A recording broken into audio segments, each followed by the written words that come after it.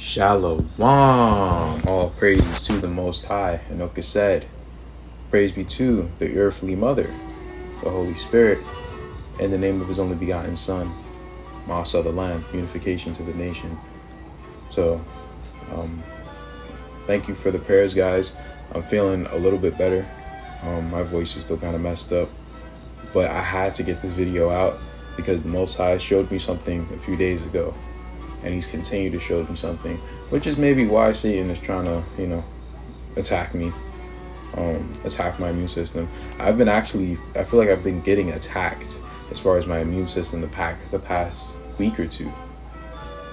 And it's just like it finally got to me a little bit, but it is what it is. I'm just going to dust it off my shoulders and keep on going because I think I have something that is one for the ages. So the Most High showed me something. He was just leading me to different places because I asked the Most High to show me where the Holy Land was a few weeks ago. And he certainly is delivering, because now I think I know exactly where it is. And I'm not going to talk. I'm not going to share any opinions like that. I'm just going to show you what it is. I'm just going to show you what's good.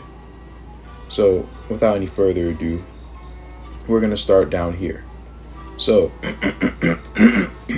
they actually name this area, this place of water, the Strait of Magellan.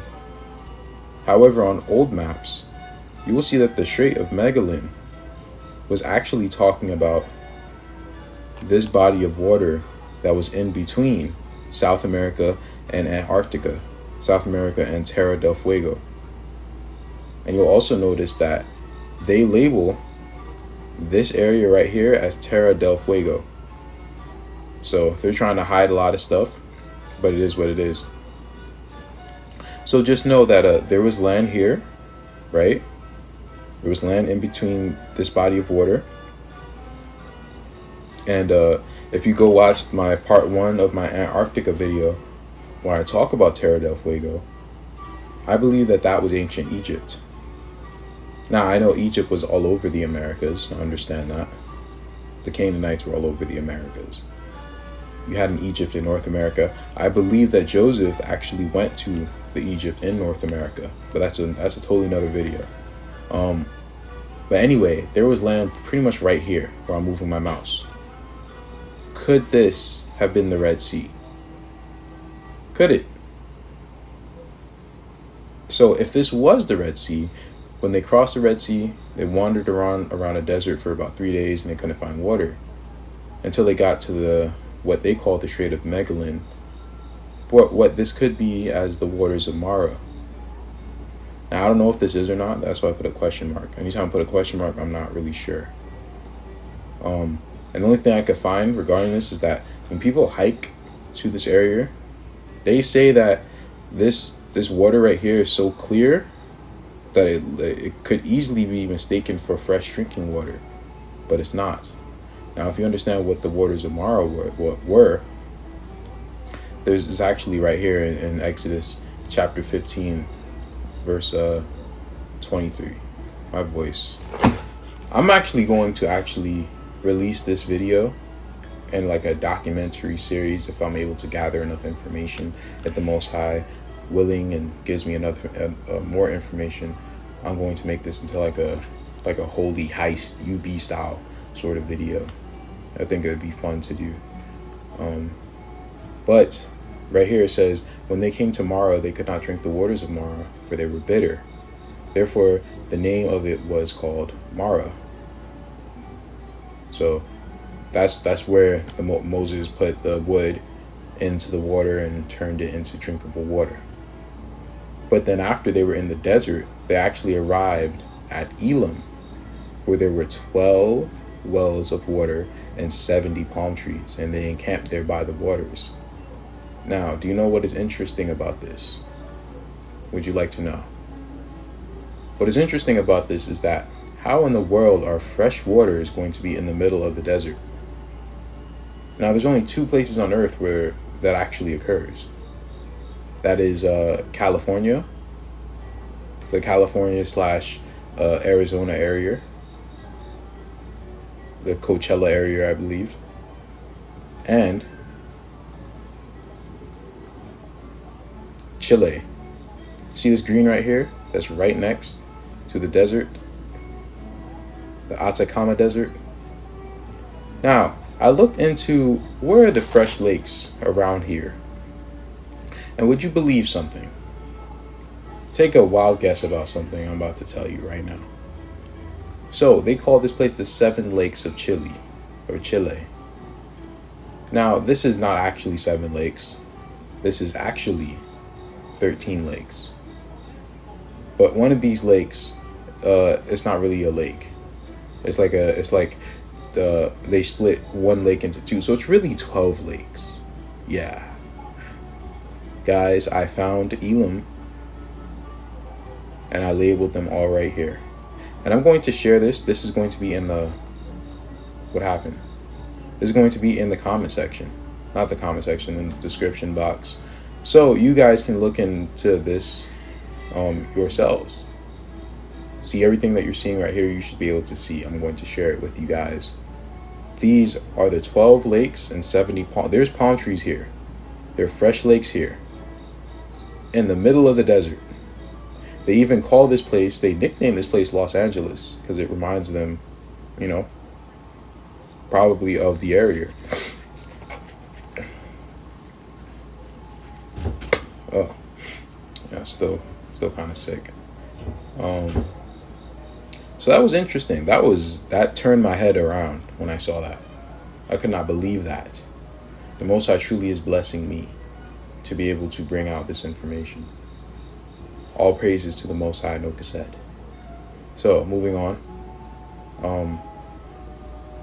Let's go down to the next chapter of Exodus.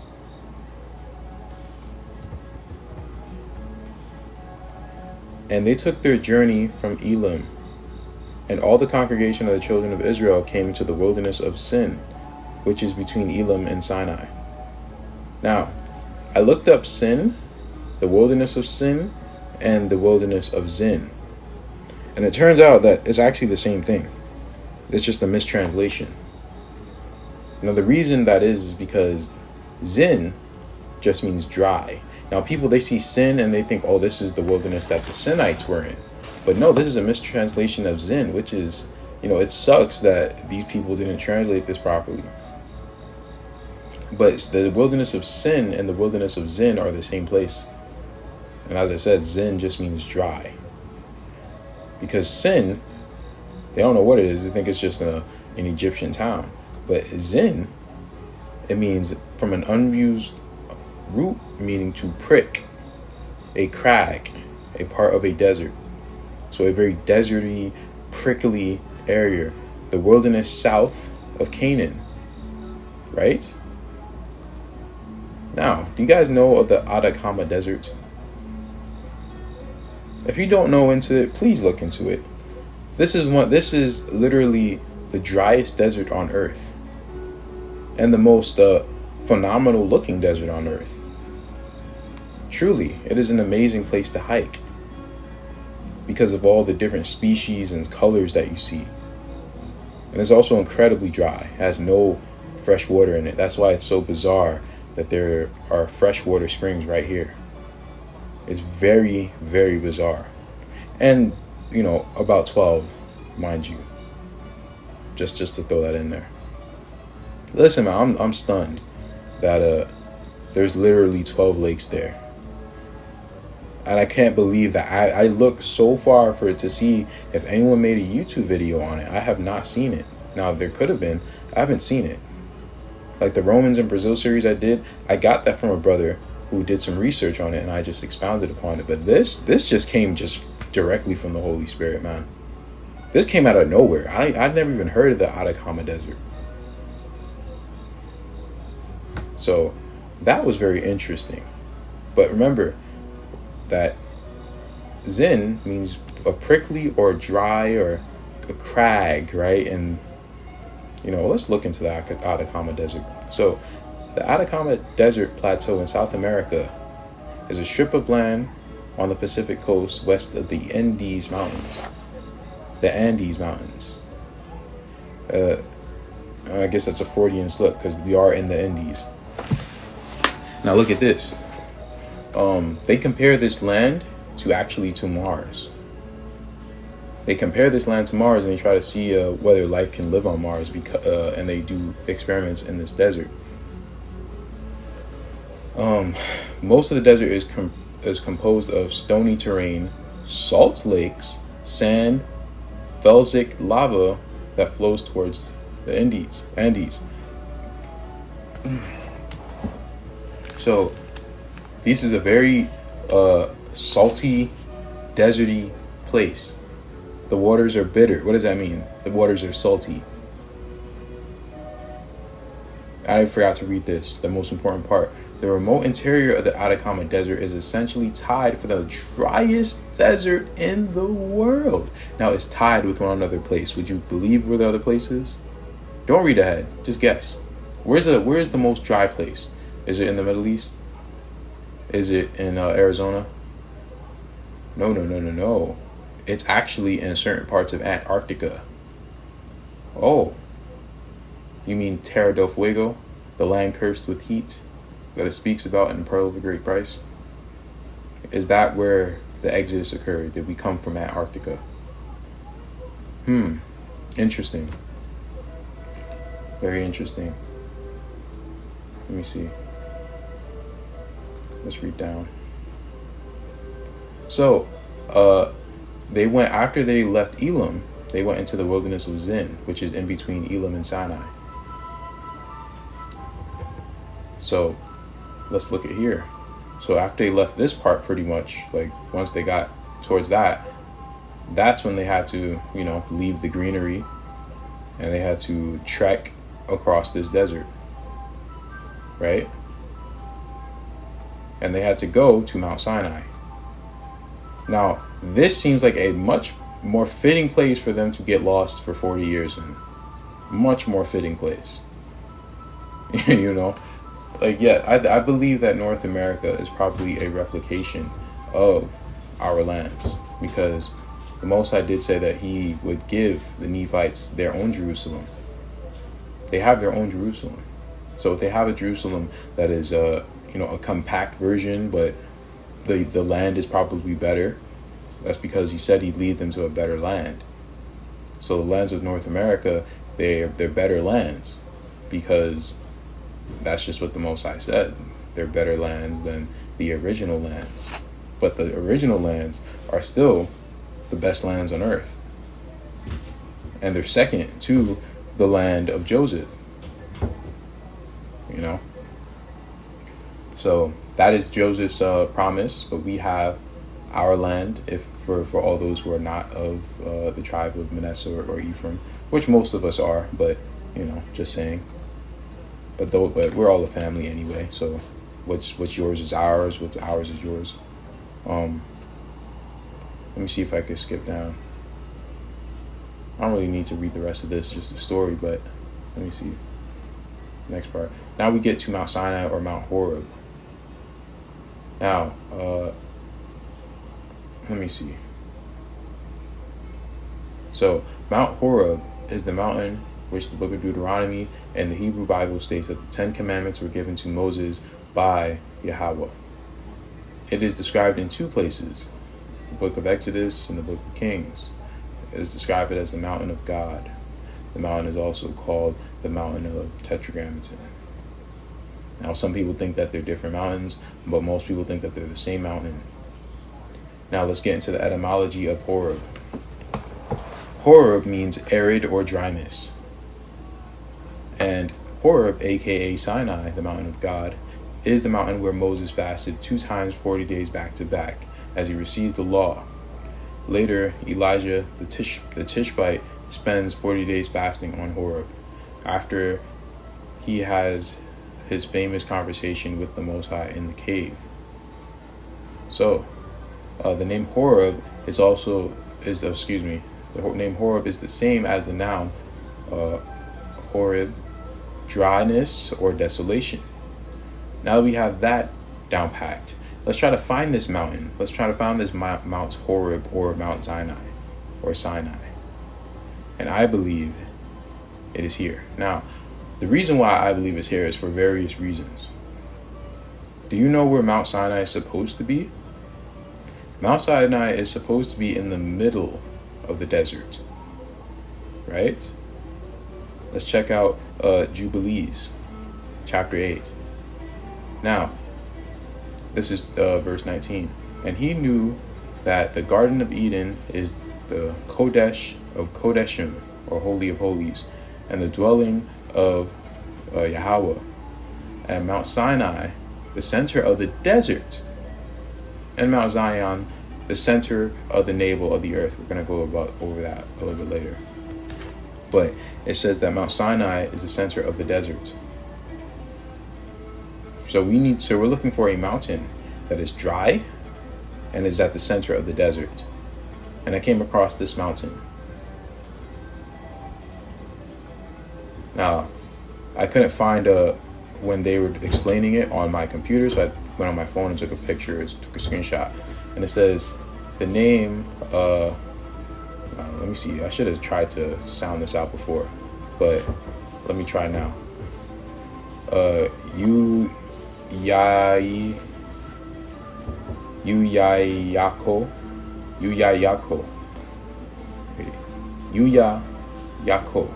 So Yuya means false or lie or deceitful, and Yako meaning water. I always hear that phrase, Yako. So we're saying water. That's interesting. This is Quechua, and I didn't include it in this part, but I actually believe that Quechua is actually our original Hebrew tongue, or at least a very old version of it. But I do believe that. And the reason why that is because Quechua, there's pieces of Quechua in every single language on the earth, if you didn't know that. Let's see what else. So yeah, it means the mountain. I'm sorry, I'm still kind of like. So it means the mountain of false water, right? The mountain of false water. And of course, they were sacrificing children on this mountain. So, but the fact that they're sacrificing children on this mountain, this means that this must be some sort of holy mountain. Because Satan got in our brethren's hearts, and they started to inverse the acts of creation and started doing wickedness. So the fact that they're doing it on this mountain, that's a red flag. That means that this is a holy mountain. And what our brothers do in South America, they actually worship mountains.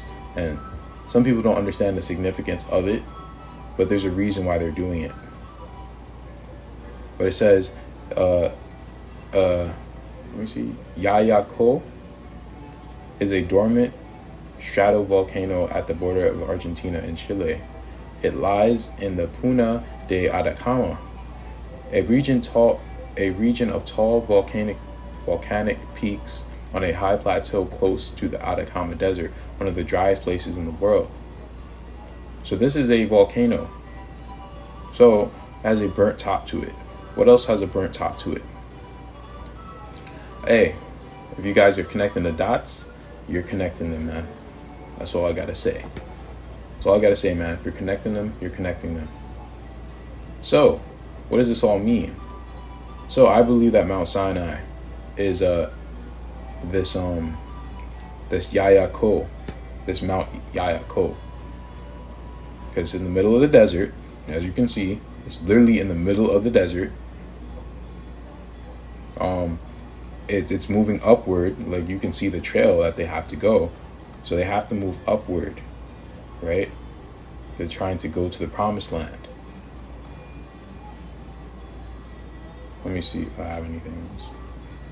So now the wilderness of sin. The wilderness of sin, or desert of sin. So it says it lies between Elim and Mount Sinai. Now they say that sin doesn't refer to sinfulness, but is an untranslated word that translates to the moon. And no, it's actually a mistranslation of zin, which means dry. So it's talking about that this is a very dry desert. And this is the driest desert in the world. I keep having to say it because this is mind-blowing. It is mind-blowing. It has a bunch of sand lakes, right? Sand lakes is very prickly, very thorny, and it's very dry. In fact, it is the driest place on Earth. That's not Antarctica, right? Has 12 lakes of greenery, pure greenery. Hold up, let's look at one of these lakes, man, because let's just look up one.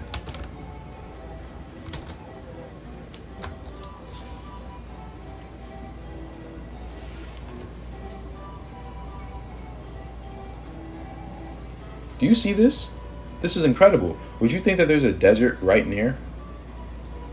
No, this is a very beautiful place. But if you go to the Atacama Desert, that's literally a few miles away, this is what you get. And we're going to touch on why this land is a certain color. We're going to get to that, man. So yeah, the wilderness of Zin and the wilderness of Sin are the same thing. It is a mistranslation. Let me see. Yes. The wilderness of Zin is mentioned by the Bible as being one of the places that the Israelites wandered during their exodus. Similarly named, the wilderness of Zin is also mentioned in the Bible as being a location through which the Israelites traveled. The Bible identifies Kadesh Barnea as having been located with the wilderness of Zin, and most scholars, as well as traditional sources, consequentially identify this wilderness as being part of the Araba. It is thus intimately possible that the wilderness of Sin and the wilderness of Zin are the same place. Yes, and it is. And I couldn't remember where I had this. My computer shut off a few times while I was doing this, man. Like, it's really crazy. Like, it literally just shut off, and then all my links were gone. It didn't even save it. I was just like, wow, like, this is crazy, man. What I was gonna say. So going back to here, again, seems like a much more appropriate place for them to wander for 40 years. That's all I'm saying. And during all this greenery, a bunch of wildlife, and they weren't mandated to go this way anyway. They're not going this way necessarily. They're going to the promised land, which is possibly up here somewhere. So in these spots right here that I have in this big area, these are all the lands that I can find that are red. Now there's a reason why I'm looking for red lands, because after they got out of Elim, the Amalekites went to war with the Israelites. Right? Now, where did Amalek live? Where did Edom live? Now we're going to see something. Edom dwelt in an area opposite Judah's territory, but on the other side of the valley below the Dead Sea.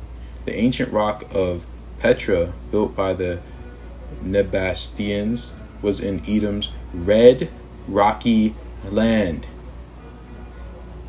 Edom lived in a red, rocky land. There's only two real places on earth that have red, rocky land. That is Arizona, and that is this desert right here. There is no red, rocky land even in the Middle East. That land is brown. This land is red.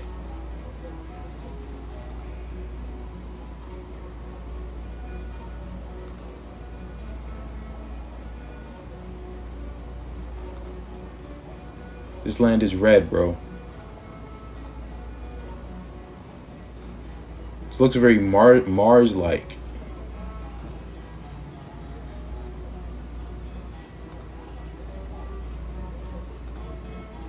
Stuff is incredible, man. Incredible.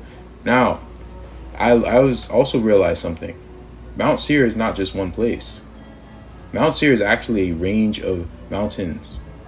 I thought Mount Seir was one place. No, it's actually just a range of red mountains. That's what it is. It's pretty insane. Now let's try to view one of these places that I try to get down here. If my computer stops moving slow.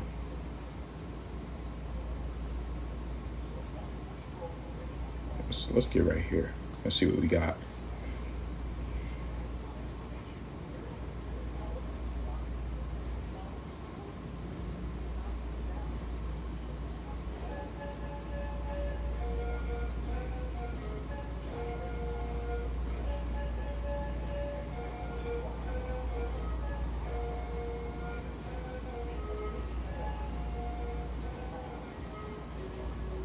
Come on.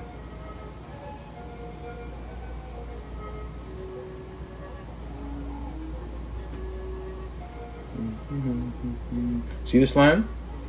Do you see this land? Red rocky lands. I can't make this shit up, bro. I just can't. I can't make this up.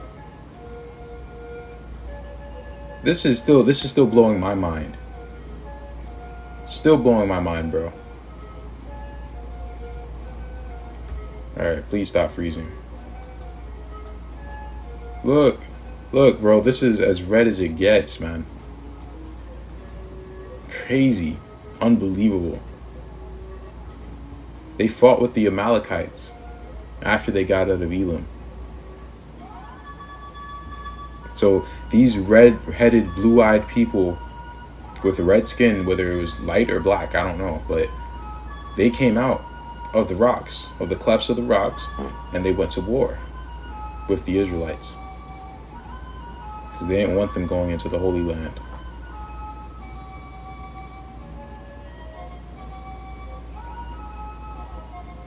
And you know, if you guys find any more red land, please outline it. It's the features right here. Or if you find any other place, you know, feel free. Come on, bro. I'm gonna have to end this video soon. I don't like how my computer acting right now.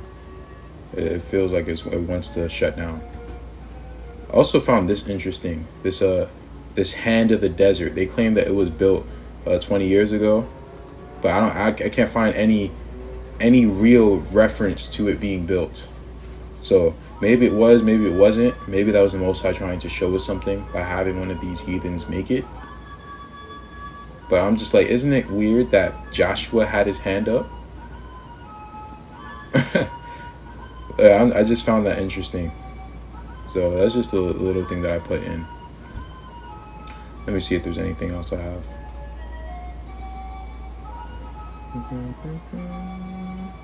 All right. Let me see if I have anything.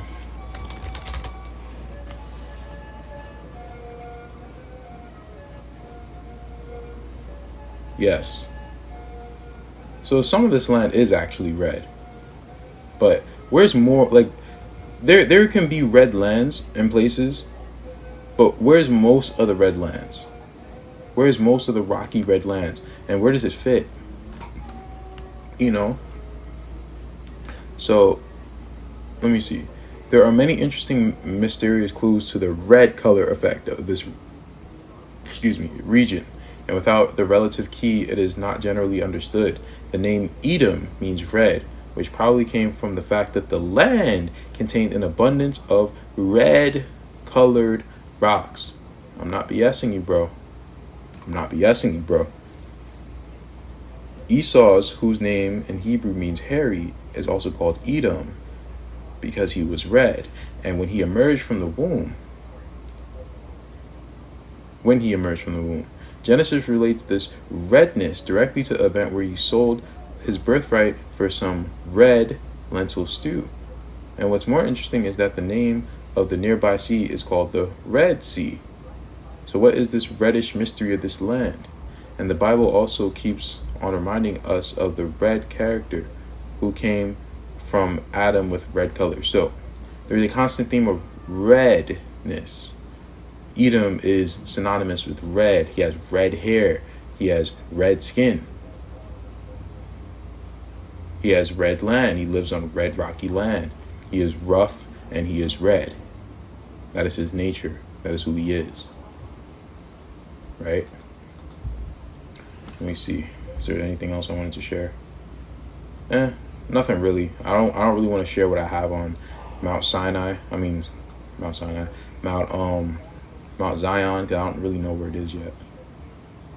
Now, I have two different theories. There's probably one or the other place. Here's my two theories. There's Machu Picchu, right, as Mount Zion, because the city of David is obviously in Cusco. Jerusalem has to be in Cusco. It fits too well. I'm convinced that it's in Cusco. But is Mount Zion in Cusco? I don't know. Now, Mount Zion means the highest point. The highest mountain in the world is Mount Chimborazo. Now, there's also a skull here on a nearby mountain. And I was just like, is that Golgotha? Is that where David dragged Goliath's head to? But here's the thing. Some people theorize that Machu Picchu, that the stone that it's behind is actually Goliath's head. Not Goliath's head, but a giant head.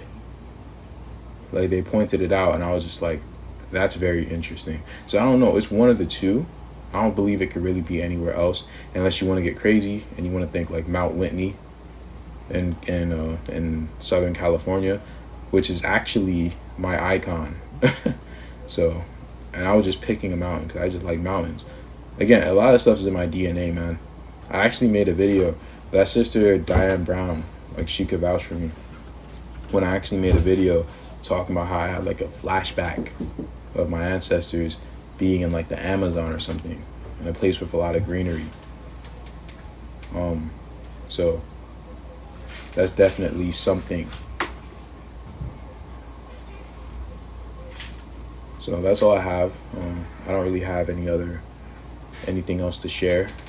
I'll probably share more as I start to study the land more. That's about it. Shalom, Selah Kala.